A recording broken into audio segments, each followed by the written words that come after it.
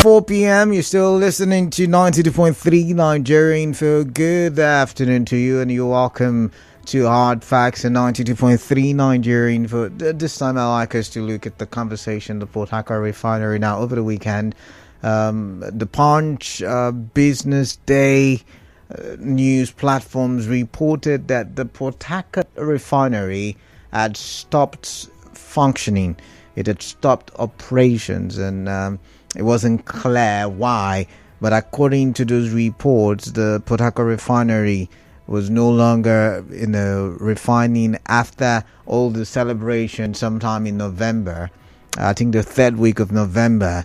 When it was announced by the NNPCL that the Port Harcourt Refinery had started working. Now it caused some stir, it caused a storm because a lot of people responded to that on social media. Some stakeholders in that sector also responded to the Port Harcourt Refinery, and I do remember. Now, before the Port Harcourt Refinery started working, there was so much there was so much that was talked about. There was so much labor, that's NLC and TUC, during their negotiations with the federal government, the president, on minimum wage. They were like, oh, the refinery must work, the refinery must work. And there were so many people who argued that before subsidy on petrol was removed, that there should be a functional refinery. There was so much talk. There was really so much talk. At some point, people were saying, oh, we need the refinery because Dangote was going to monopolize that sector. A lot of people clamored for it. And eventually, the refinery started working. But people said, oh, the government has made too many promises and failed so many. And there were about, 7 promises of a date to start operations at that refinery, and about 6 of them failed to materialize. And so Nigerians were like, no, there's something fishy. And then the conversation about blending started. The conversation that they were blending, even though blending is part of a refining process. But many Nigerians became even more skeptical about the Port Harcourt Refinery. And so when it was then announced on Saturday, Friday breaking Saturday, a lot of people ran with that story, not even taking it with a pinch of salt. Now today, CSO, the National CSO, that's Civil Society Organization, decided to visit that refinery. And after coming out, they claim the refinery is working. Yes, you heard me right. The NCSCN is insisting that the refinery is working, very much active.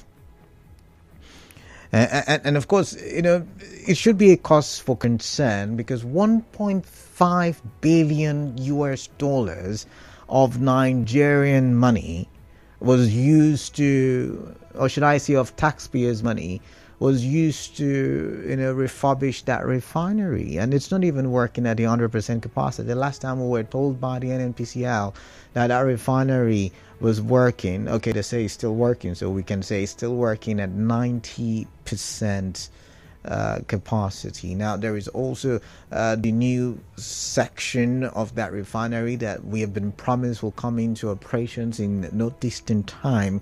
So when that report did come out, indeed, it was a cause for concern. Now, we can argue that the competition, some marketers are still importing, others are buying from Dangote, while, the Port Harcourt Refinery is believed to also is believed to be rolling out products. So when you look at this, some people have said, oh, there's competition coming out from that refinery and it must be sustained.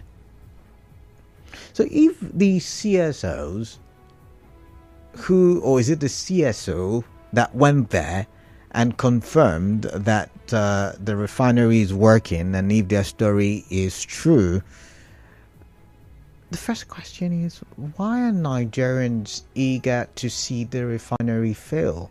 Is it because of the politics that we're playing, because we want this federal government to fail because we don't support the government? It's not our preferred candidates. It never has been, never will be. and we don't support him for whatever reason, and so we want to see him fail so we can make the arguments that indeed this president was never good. Could that be the reason? Or is it because the government over the years have told us stories, and we are not like the proverbial Thomas who would like to see before we believe? And even though we have been told, even though the marketers have come out and said, oh, the refinery is working on several occasions. I mean, we've heard from Joseph Obele on several occasions. Even though we've been told, we still are finding it difficult to believe. Could that also be the case? But then again, could it also be a cover-up? Right? I mean, the CSO went there to see for themselves. But one can ask, are they really experts in refining? Okay. But let's read from the Nation newspaper. Now, the National Civil Society Coalition of Nigeria has announced plans to conduct an independent assessment on the Port Harcourt Refinery in January 2025. Am I reading the right? No, that's not it. Okay, this is it now. Where is it?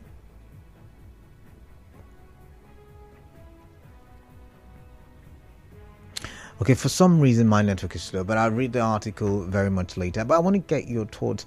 What is this with the Port Harcourt Refinery? What are your thoughts? What are your thoughts about this? How are you reacting to this?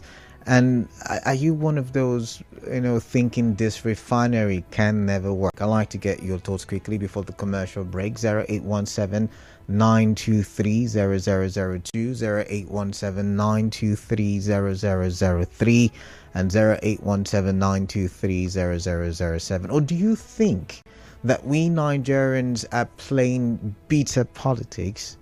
And you can relate it to the kind of politics we play in River State as well. Now, I'm not saying I want to talk about River State politics, but I'm just saying you can relate it, right? Because when it's not in favor of us, we want that thing to fail. Could that be the case? Or do you think indeed there is a cover-up, to make a political statement? The start of that refinery was rushed, and proper diligence or due diligence was not taken. All right, let's go to the phone lines. 92.3 Nigerian for your name and location. Hello, good afternoon, Canada. Yeah, good afternoon to you. Yeah, my name is Chimadike. All right, Chimadike, welcome. One of the things that we are suffering in this nation is these people that are so pessimistic about Nigeria as a whole. I don't know where that rumor came from last week that the refinery has been shut down.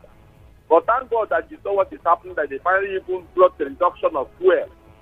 I don't know why Nigerians won't be optimistic about the nation. You can't patronize the nation.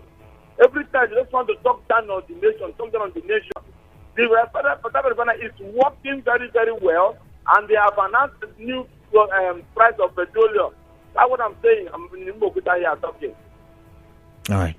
Thank you, Chimadike. Thank you very much for your thoughts. Thank you. Now, I should correct something I said. The NSCSN is yet to visit, actually.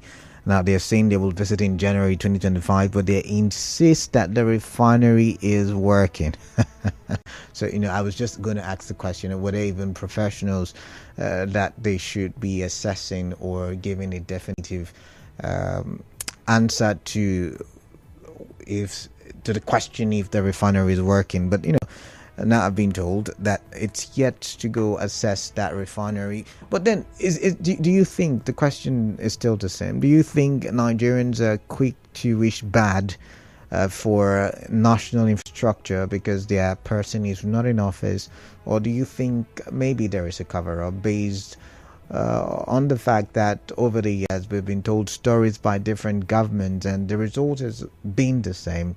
The result has always been the same, that the people were made to look, but they saw less. The more you look, the less you see. I'll be right back after the commercial, and I'd like to get your thoughts. Remember, the numbers are the same: 0817 923 0002, 0817 923 0003, and 0817-923-0007. All right, do stay tuned. You can send your WhatsApp messages to the numbers 0809 0306416.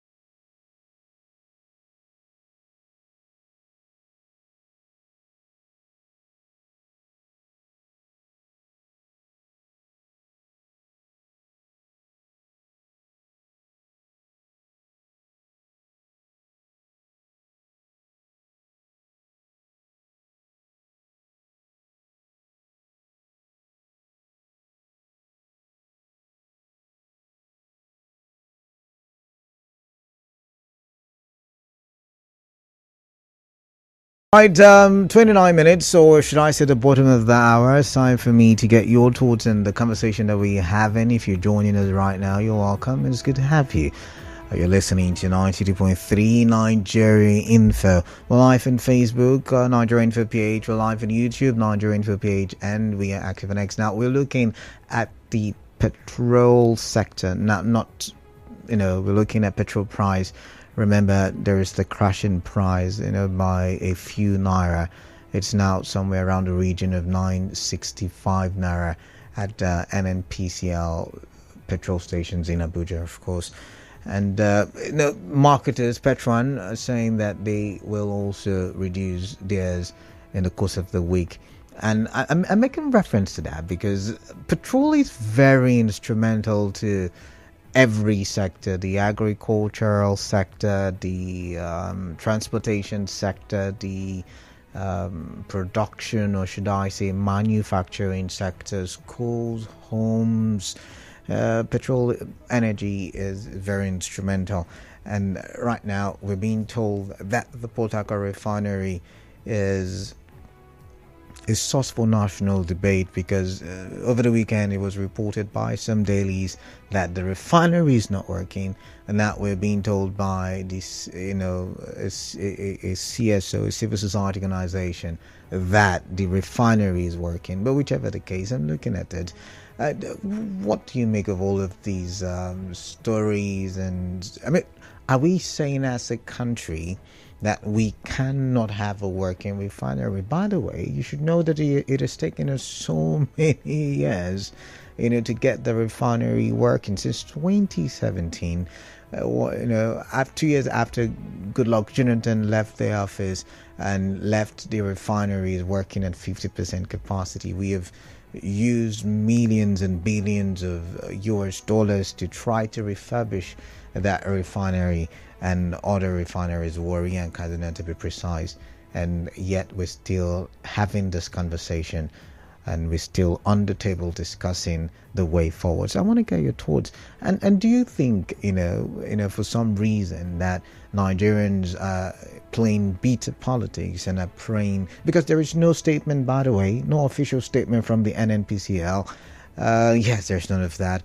But do you think Nigerians are, the marketers too, have not come out to say, oh no, we can't get products from the Port Harcourt Refinery like when it started, and they shouted and claimed, hey, it's 2 days after, yet we still can't load from the Port Harcourt Refinery. We're not hearing any of that. Everywhere seemingly is quiet, if not for the reports we got on Saturday that the refinery is not working. So your thoughts I'd like to hear.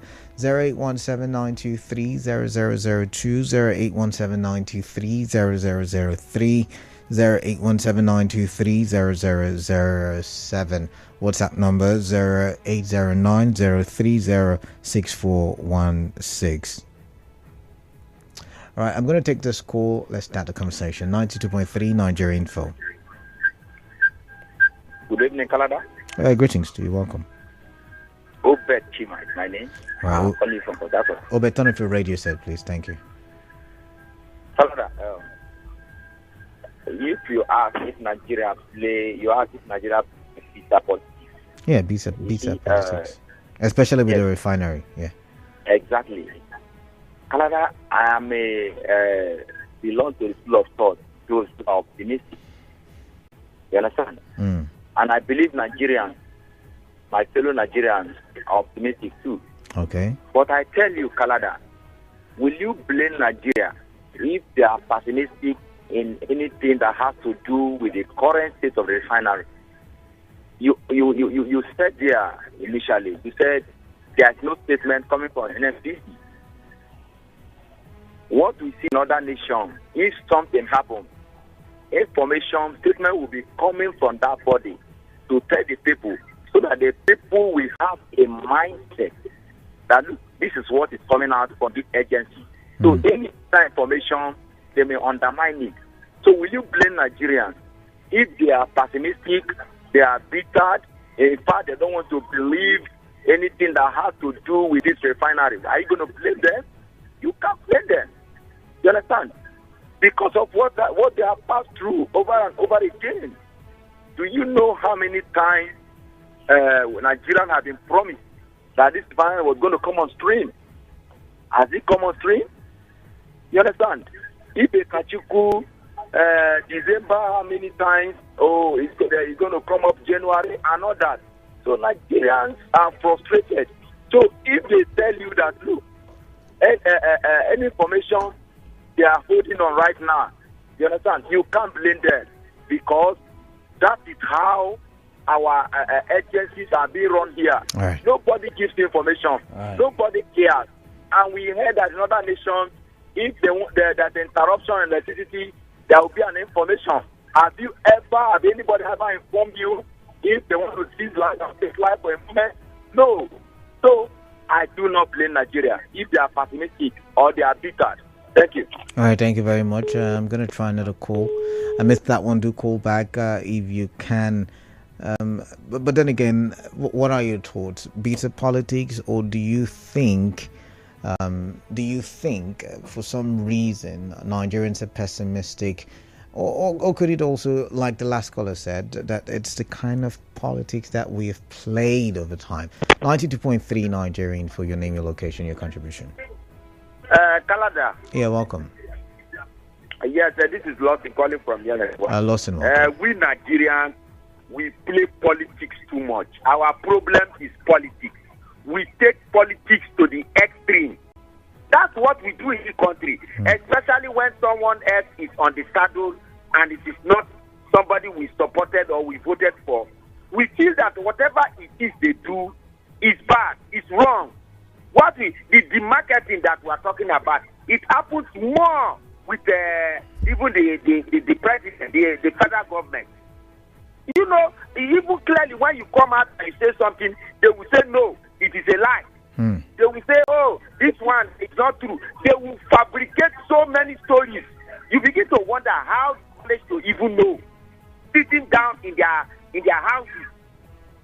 It is very bad. There are Nigerians that even pray for this their nation to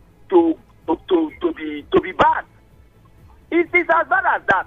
You see them pray, forgetting that they are also in the country, and that if this country make progress, they will make progress, and if the country don't, they will also suffer it.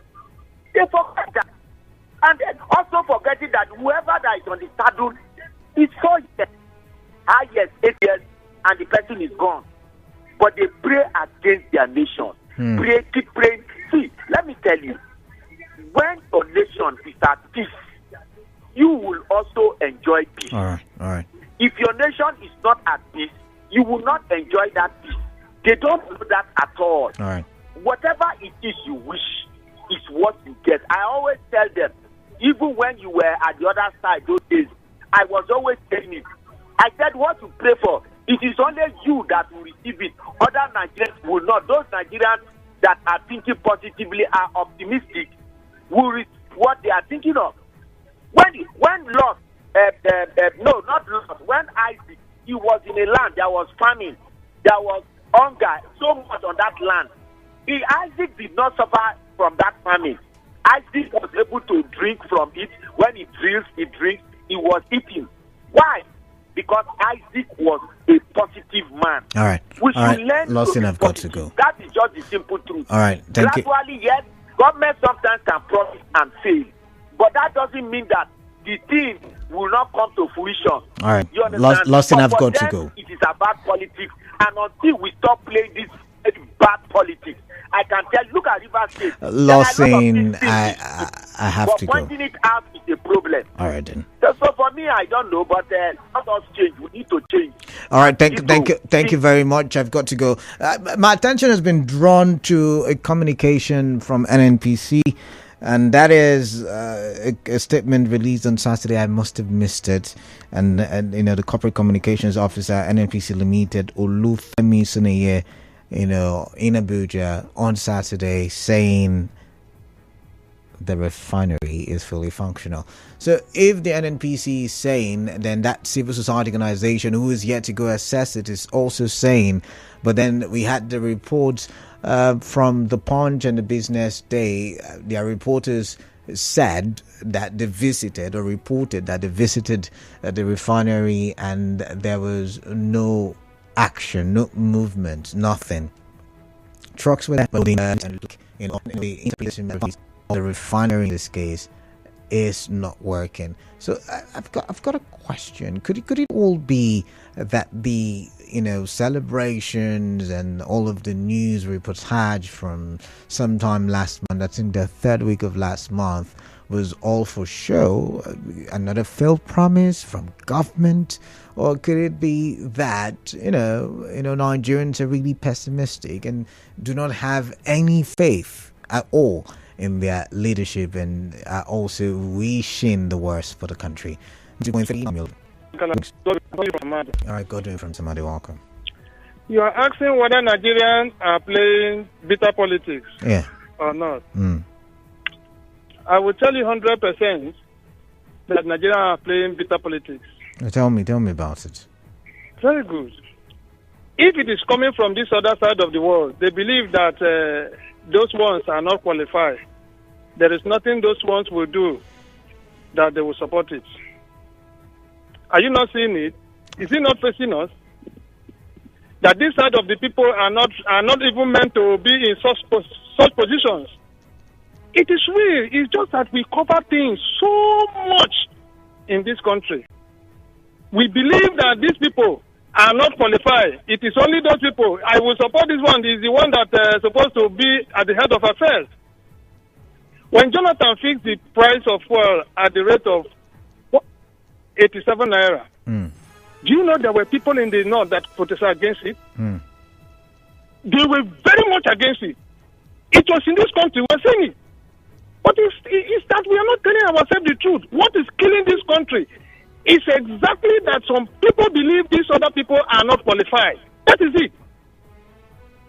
If you don't believe it, that is what I know. This country is not meant to be one, and I tell you the truth.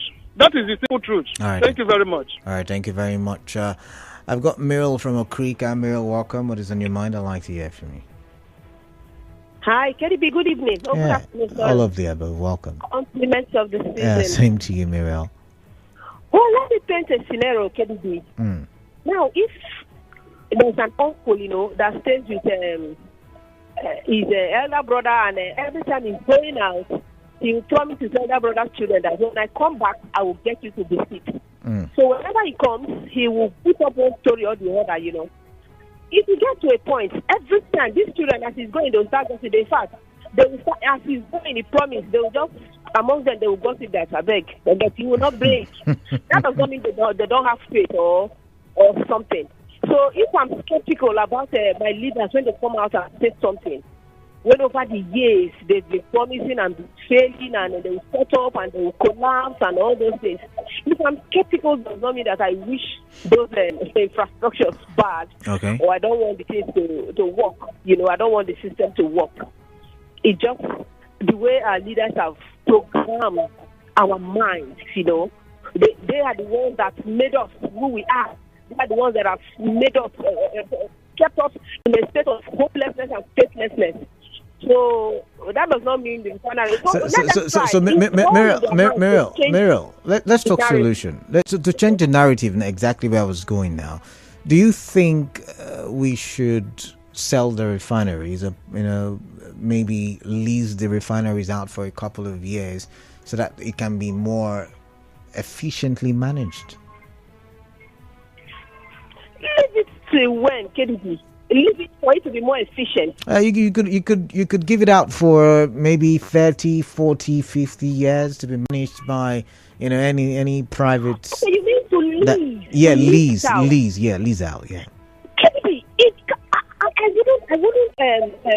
I don't want them to do that, because this is not the kind of government that does that. Look at all the other infrastructure that they decided to lease out or do one or two. It is still not work. It's even worse. So what's the point? Let them go ahead and leave it in our hands and fix it.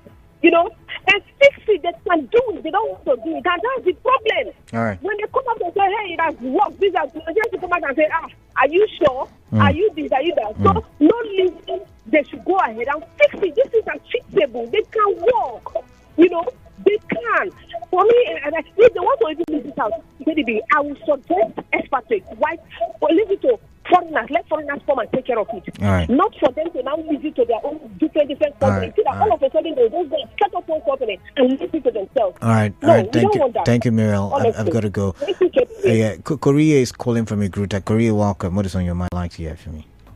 Yeah, the situation is welcome to go.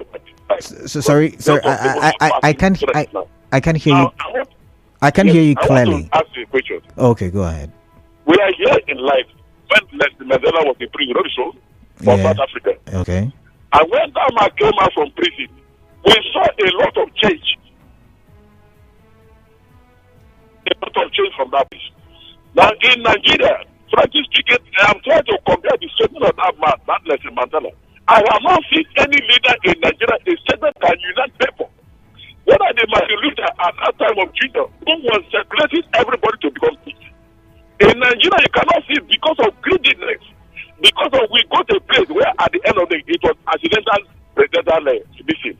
And for that, until we end, that look, greed is not our portion. Corruption is not our portion. We cannot get the right people. And where we can start is that yes. But with this, people now know there's no way.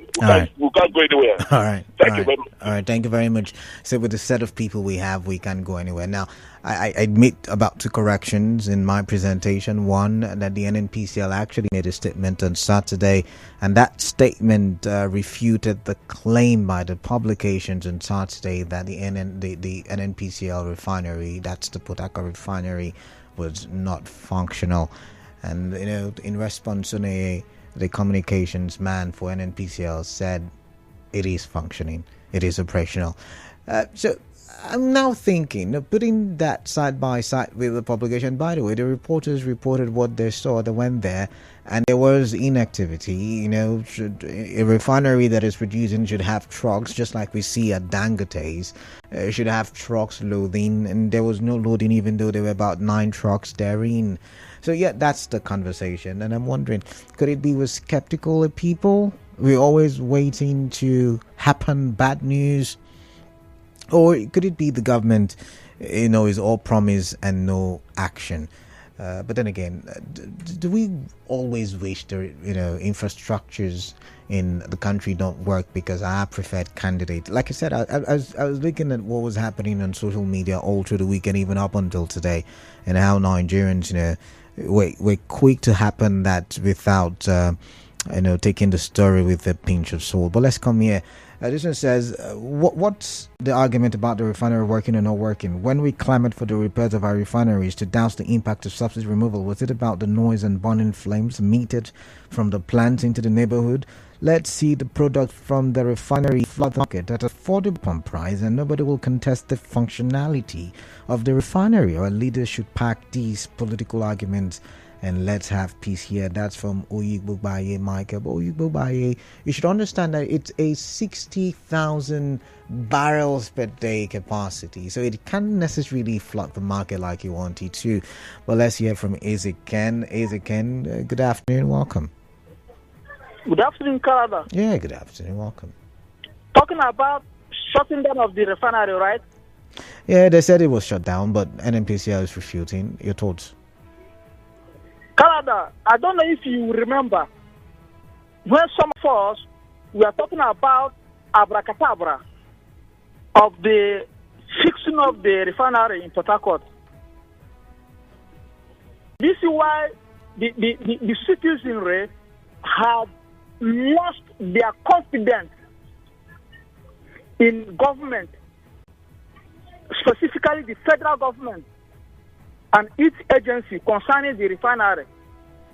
When they told us that the refinery had started their duty, they started telling us how many quality barrels, trucks, and whatever thing they were deceiving themselves because of Dangote's functional refinery. Let it be as if they had broken up their own refineries. All right. What a disappointment and unfortunate. But Ezekiel, yes, we're having a conversation, but we cannot categorically say if the refinery is working or not. Yes, there are reports. I mean, I'm a broadcaster, not necessarily a journalist, and I'm in the studio, bringing you reports from journalists, and they say, it's working, and another set says it's not working. We can't categorically say whether it is or not, but then again, you can also categorically say it's a disappointment. And what else did you use to adjectify your thoughts? Okay, Mr. Canada, let me ask you, imagine our grid, the national grid, being collapsed at a time. The refinery we hope that we sustain at least the citizen in this season has also been shut down. And the agency, which is the NFPCL, who have been telling us how they are, I don't know how to put it. Ezekiel, I've got to go. Ezekiel, in summary, what's going on? Why are they not telling us what made the refinery to be shut down? Okay, Ezekiel, thank you very much. They are saying the refinery is not shut down, but I quickly have to listen to Jack Rish. Jack Rish from Rumacruci, welcome. Let's get your thoughts, please. Yeah, Canada, good evening. Yeah, greetings to you. Okay, this is one story too many. I'm really fed up about this NNPC, the refinery, and all this stuff. You asked Mariam if selling it is an option. For me, I think it's the best option. Okay. Honestly speaking, it's the best option, and everyone will rest. I see that refinery, anything about refinery, as more or less like a drain pipe for the government. You have people who work there, who are employed there, but they're not doing anything. As long as the refinery is not producing, then you are getting from somewhere else to feed there. So the best thing is to privatize it, sell it out to private investors. And I tell you, under 2 years, all these issues will be gone. All right. Dangote is producing, and everyone is gone to sleep and they're managing his own life. But every day we keep hearing about NNPC refinery. I'm really fed up, honestly. All right then. All right. I follow your program, but once it comes to refinery, talk, I must tell you, I'm really tired. All right, sorry, but we have to talk about it because, like we say, energy is very pivotal to the running of other sectors. We have to, but people are taking advantage of that. All right. In fact, Jack Rish, thank you very much for your thoughts there. We genuinely want the refinery to succeed, but our country's track record makes it difficult to trust that this administration would deliver on its promises. I come in peace. Medic from Transamadi. Medic, thank you. This was it. I had to halt my drive in Suez to send this. Now, Harcourt Refinery is 60,000 barrels per day. At 90% working capacity, that's 54,000 barrels. Now, one barrel is 158 liters. So we're doing mathematics now.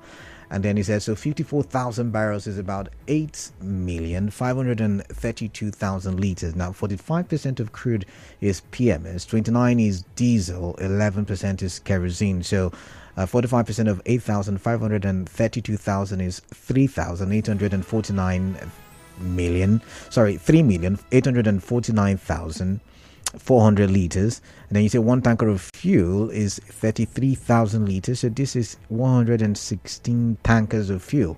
29% of 8,500 why do I say 8,000 all the time? 8,532,000 is 2,474,280 or 75 tankers for diesel. 11% is 28 tankers of kerosene every day. That now, if the refinery is working, do we need to look for these tankers leaving the refinery every day? This is very clear. All you need to do is stand in front of the refinery and see 116 plus 28 plus 75 tankers, total of 219 tankers leave every day. Propaganda is different from reality. I've got to go for the now. Thank you very much for that message. Philip from Oginigba. The show continues after this break. Nigeria in